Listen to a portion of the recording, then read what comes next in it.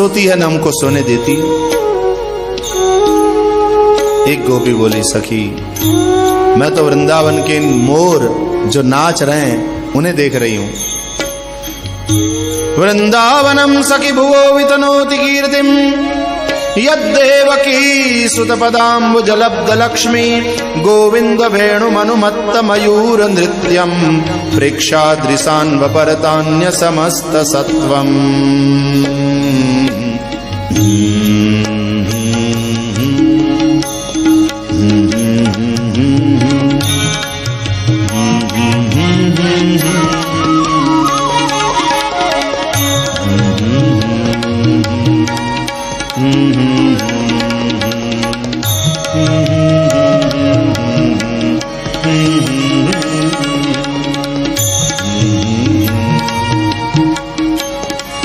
सखी कन्हैया वेणु बजा रहे हैं और ये वृंदावन के मोर पंख फैलाए नाच रहे हैं। एक तो मोर है ही सुंदर पंखी, और उसमें जब पंख फैलाए नाच रहा हो और वो भी कन्हैया की बांसुरी की तान पे, आहा बड़ा प्यारा लग रहा है। सखी तो पता है ये कन्हैया इस मोर के पंख को अपने सिर पे क्यों धारण करते हैं? सुन मुझसे। एक बार ऐसा हुआ, कन्हैया बांसुरी बजा रहे थे और ये मोर पंख फैलाए नाच रहा था। तो नाचता हुआ मोर आगे आगे और बांसुरी बजाते कन्हैया पीछे पीछे। जैसे लग रहा था कि यह मोर कन्हैया को बुलाने के लिए आया है कि चलिए मेरे साथ, एक जगह ले चलता हूं, बढ़िया सा परिचय कराता हूं। नाचता हुआ मोर आगे आगे, बांसुरी बजाते हुए कन्हैया पीछे पीछे। ले आया मोर एक सरोवर के पास, प्रेम सरोवर है।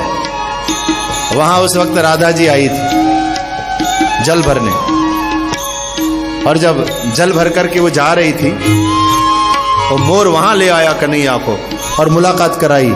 मिलिए इनसे, यह है वृषभान दुलारी श्री राधा। और कन्हैया बांसुरी बजाते हुए पीछे पीछे गए और पहली बार राधा जी को देखा। पहली दृष्टि पड़ी, क्या हुआ? जब देखी वृषभानुजा तो ही अभी चौठी हुक, बंसी रह गई हाथ में फिर न लागी फूंक। दिल में कुछ हुआ, बंसी यूं ही अधरों पे धरी रह, फूंक मारना ही भूल गए, स्थिर हो गए कन्हैया। और वहां राधा जी की क्या दशा? राधा जी ने भी देखा कि सखियों से जिनके विषय में बहुत सुन रखा था वो आज अचानक इस प्रकार अकेले में सामने आकर खड़े हो गए। सपने में भी सोचा नहीं था। और फिर इस तरह से देख रहे थे कन्हैया अनिमेष नयनों से। अंग्रेजी में कहना हो तो Krishna was staring at Radha. तो राधा का शर्माना लाजिमी था, शर्माई, और उसने शर्म के मारे अपना घूंघट खींचा। और जब घूंघट खींचा तो माथे पे मटकी थी। तो क्या हुआ? मटकी भर राधे जमुना तटकी, बिखरी जुल्फें गल पर लटकी, मटकी मही थी रटना नटकी, वो आन मिले तो परी अटकी। साहित्य देखो, मटकी भर राधे जमुना तटकी, बिखरी जुल्फें गल पर लटकी। राजा की जुल्फें गले पर लटक रही हैं। मटकी भर राधे जमुना तटकी, बिखरी जुल्फें गल पर लटकी, मटकी मही थी रटना नटकी। घटकी मटकी में भी उसी नटकी रटना थी, उसी का चिंतन चल रहा था। जिसको याद कर रही थी वही अचानक सामने आकर खड़े हो गए।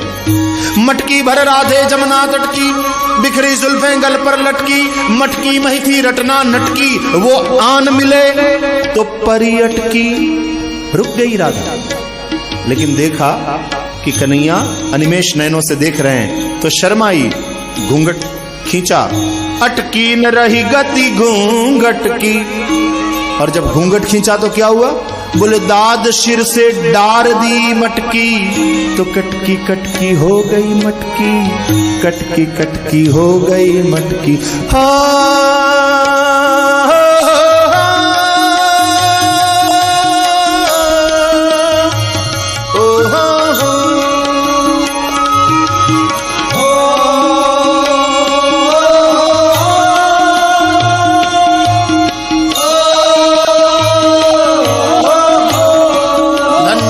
मूढ़मतयो विहरिण्ययेता यान आनन्दरन्दनमुपात्त विचित्रवेशम् आकर्ण्य वेणुरणितं सह कृष्णसारा पूजां ददुर्विरचितां प्रणयावलोकैः।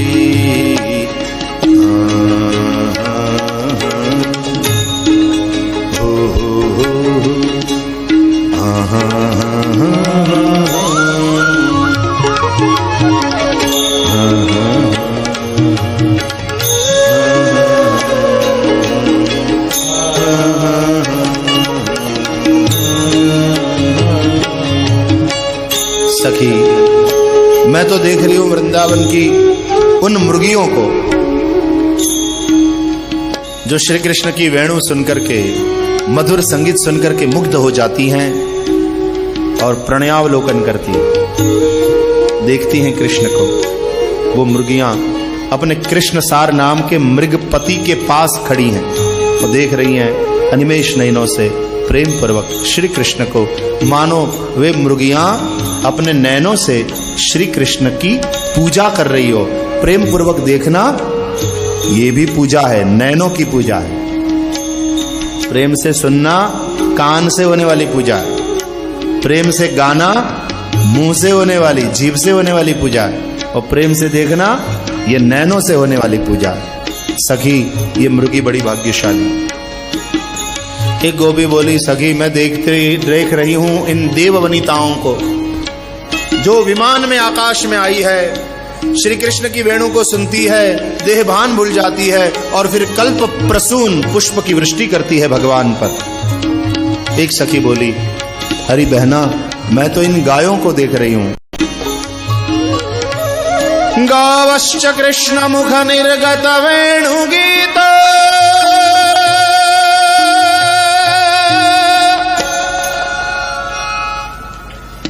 पीयूषमुत्तभित कर्णपुटैः पिबन्त्यः शावास्नुतस्तनपयः कवलास्मतस्थुः गोविन्दमात्मनि दृशाश्रुकला स्पृशन्त्यः। ये गाय घास चरना भूल जाती है जब कन्हैया बांसुरी बजाते हैं, कान ऊपर करके कृष्ण की ओर देखती हुई, मुंह हिलना भी बंद हो जाता है उसका, और मुंह में आधे चबाए घास के तिनके यूं ही लटक रहे, और जैसे समाधि लग गई है गायों को। तो आंख बंद है, कान ऊंचे हैं, और कान के पुट में दोने में कन्हैया के वेणुनाद के अमृत को मानो भर भर कर वे पी रही हैं, समाधि लग रही हैं।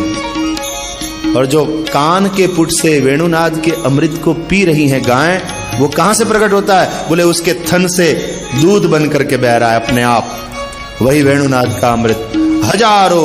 हजारों गायों के थन से अपने आप दूध बह रहा है, और दूध की वो बहती हुई नदी यमुना जी में मिल जाती है। तो यमुना जी है श्याम, उसके ऊपर सफेद दूध की धारा, तो एक सफेद पूरा पट्टा तैयार हो जाता है, जैसे यमुना जी ने रेशमी सफेद साड़ी पहनी हो।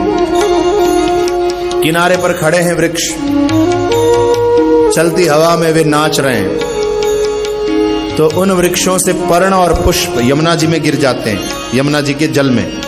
तो उन पर्णों और पुष्पों को अपने साथ बहाती हुई यमुना जी, वो दूध की धवल साड़ी पहन करके, श्रृंगार करके, मानो ये कृष्ण प्रेमिका श्रृंगार करके वह अभिसारिका अपने प्रियतम श्री कृष्ण से मिलने के लिए जा रही हों, इस तरह से बह रही हैं यमुना जी।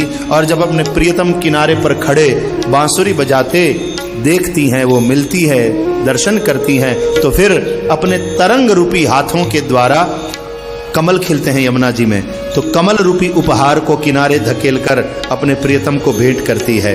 श्याम सुंदर, आपको वंदन, भक्त और चंदन, आपको बारंबार वंदन।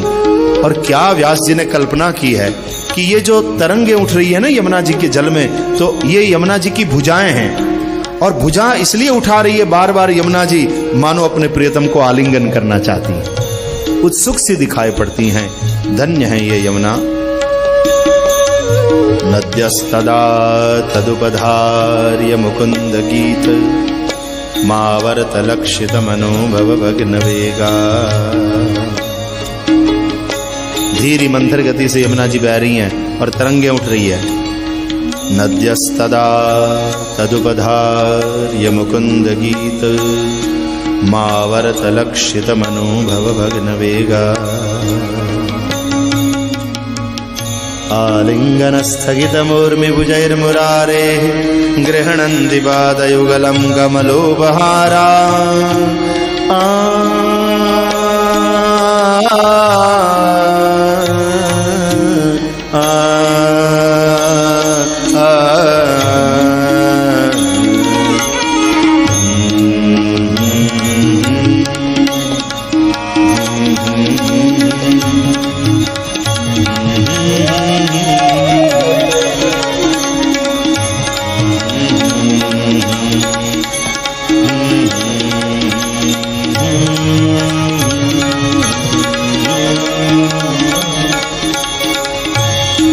एक सखी बोली, प्रायो बताम विहगा मुनयो वनेस्मिन् कृष्णेक्षितं तदुदितं कलवेणुगीतम् आरुह्य ये द्रुमभुजां रुचिरप्रवालान् शृण्वन्त्यमीलितदृशो विगतान्यवाचः। सखी, वृंदावन के वृक्ष के घरोंदे में बैठे हुए इन पंखियों को मैं देख रही हूं। घरोंदे में पड़े हुए अपने बच्चों की चांच में चांच डाल के उन्हें चारा चुगा रहे हैं, लेकिन जब कन्हैया की बांसुरी बज उठती है तो सब कुछ भूल जाते हैं और घरोंदे में बैठे सिर उठाए कन्हैया की ओर देखते, कभी इस तरफ मुंह झुकाते, कभी इस तरफ मुंह झुकाते कन्हैया को देख रहे हैं। और इतनी प्यारी मधुर आवाज सुन करके वो खुद कुछ बोलना ही भूल जाती है। कोयल, चिड़िया चहकना भूल जाती है कि इतनी प्यारी मधुर आवाज। सखी, ये पक्षी नहीं, प्रायो बताम विहगा मुनयो वनेस्मिन्, ये बड़े बड़े ऋषि मुनि हैं। बहुत वर्ष पर्यंत नाक पकड़ करके जंगल में बैठे रहे, फिर भी कन्हैया की झांकी नहीं हुई। सो आज वृंदावन के पक्षी बन करके आए हैं नंद नंदन का दर्शन करने के लिए। प्रायो बताम विहगा मुनयो वनेस्मिन्।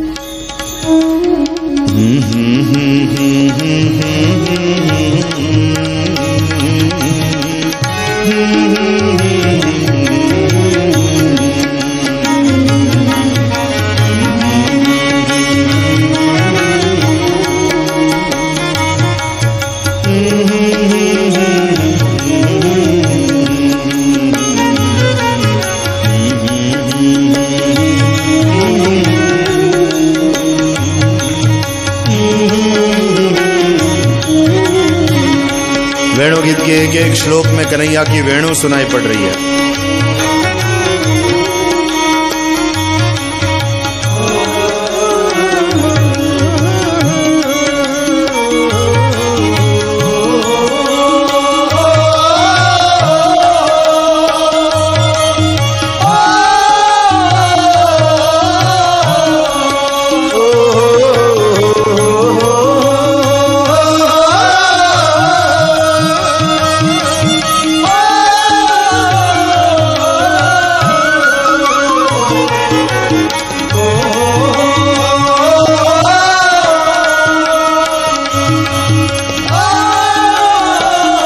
गोपी बोली, सखी मैं वृंदावन पर मंडराए बादलों को देख रही हूं। सखी, ये बादल नहीं, ये वैष्णव है। जब कन्हैया गाय चराते हुए मुरली बजाते हुए वृंदावन में विहार करते हैं तो कन्हैया को धूप ना लगे इसलिए छाया करते हुए साथ साथ चलते हैं। जैसे कोई छत्र लेकर के पीछे पीछे चल रहा हो दास सेवक, उसी तरह छत्र छाया करते हुए साथ साथ चल रहे हैं। और जब बहुत गर्मी होने लगती है कन्हैया को तो ये बादल धीरे धीरे बरसने लगते हैं, मानो कन्हैया पर अभिषेक कर रहे हो।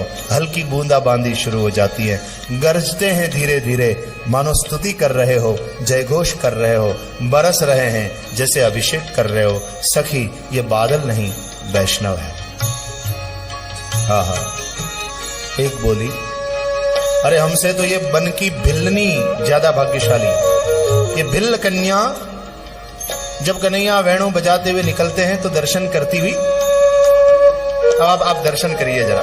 कन्हैया बांसुरी बजाते हुए अपनी गायों के पीछे पीछे एक एक बढ़िया वाली तान छेड़ते हुए और पूरे वृंदावन को संगीत में नहलाते हुए चल रहे हैं। और वो भिल्लनियां, वो छोटी भिल्ल कन्याएं झाड़ी के पीछे छुपी, कोई वृक्ष के पीछे छुपी और दर्शन कर रही है श्री कृष्ण का। हाथ पीछे है और चलती हुई, छुपती हुई साथ साथ चल रही है और छुपती हुई देख रही है कन्हैया को, दर्शन करती हैं कि हम तो उनको देखें, वो कहीं हमको न देख लें, वरना बजाना बंद कर देंगे। चुपचाप सुनो। और जब कन्हैया वेणु बजाते हुए वहां से चले जाते हैं तो कन्हैया के चरण का लाल लाल कुमकुम हरी हरी घास पर लग जाता है। तो हरी हरी घास पर लाल लाल पद चिन्ह बने हुए हैं। जब कन्हैया चले गए तो जहां वे सब भिल्ल कन्याएं छुपी हुई थी वहां से निकली, दौड़ी और वहां जाकर के हरी हरी घास पर श्री कृष्ण के चरण का कुमकुम जो लगा है वो वहां से छुड़ा के अपने ललाट पर और अपने हृदय पर उसका लेपन करने लगी। ये भिल्ल कन्याएं हमसे ज्यादा भाग्यशाली।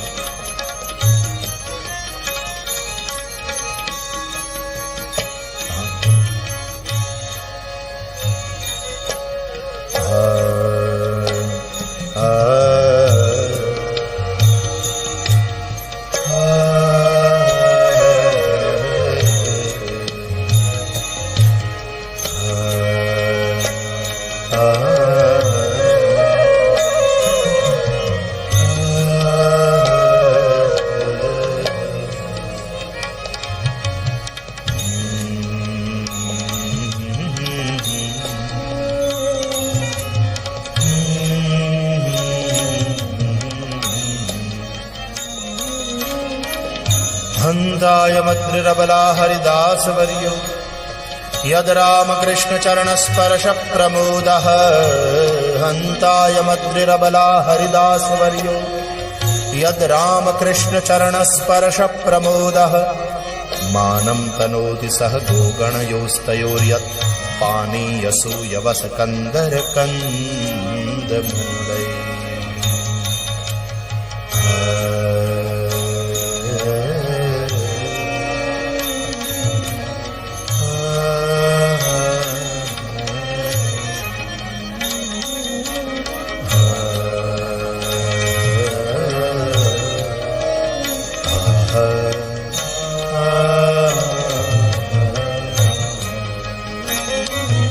एक गोपी बोली, सखी कन्हैया वेणु बजा रहे हैं और कन्हैया की गाय है चरती हुई चढ़ जाती है घास चरती हुई गोवर्धन पर, और श्री कृष्ण और बलदाव अपनी गायों को वापस लाने एक हलधर और एक वंशीधर दोनों जब दौड़ते हुए चढ़ते हैं गिरिराज के ऊपर अपनी गायों को पुकारते हुए, अरे ओ गंगे, ओ गौरी। और गिरिराज की कंदरा से प्रतिघोष उठता है और श्री कृष्ण के चरण के स्पर्श के प्रमोद से कन्हैया के चरण का स्पर्श हुआ तो गिरिराज गोवर्धन भी इतना प्रसन्न हो जाता है, सखी प्रसन्नता में उसके रोंगटे खड़े हो जाते हैं। ये जो गोवर्धन पर वृक्ष खड़े हैं ना, ये गोवर्धन के रोम खड़े हो गए और वो इतना प्रसन्न हो जाता है कि सखी प्रेम के मारे, आनंद के मारे वो रो पड़ता है। आनंद के अश्रु उसकी आंख से बहने लगते हैं।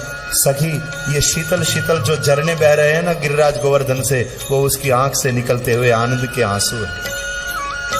फिर अपनी गुफा में श्री कृष्ण और बलदाव को बिठाकर कंद मूल फल आदि से उनका सत्कार करता है, सम्मान करता है, पूजा करता है।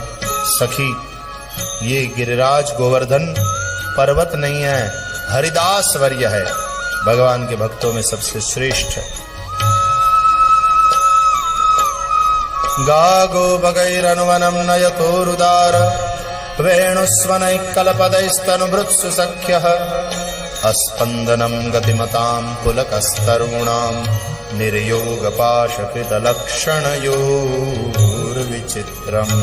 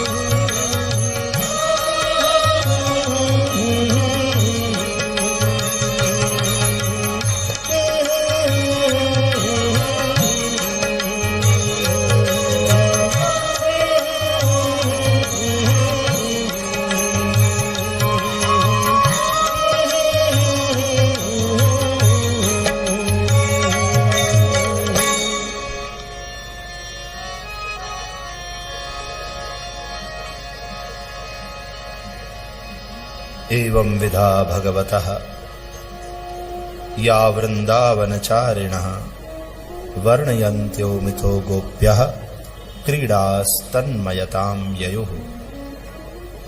वेणु गीत गाती हुई भगवान की लीलाओं का वर्णन करती हुई गोपियां भगवान में तन्मय हो गई। चिन्मय में तन्मय हो जाना यही ध्यान है। वेणु गीत का वही प्रसाद है, वही फल है। यदि भगवान में तन्मयता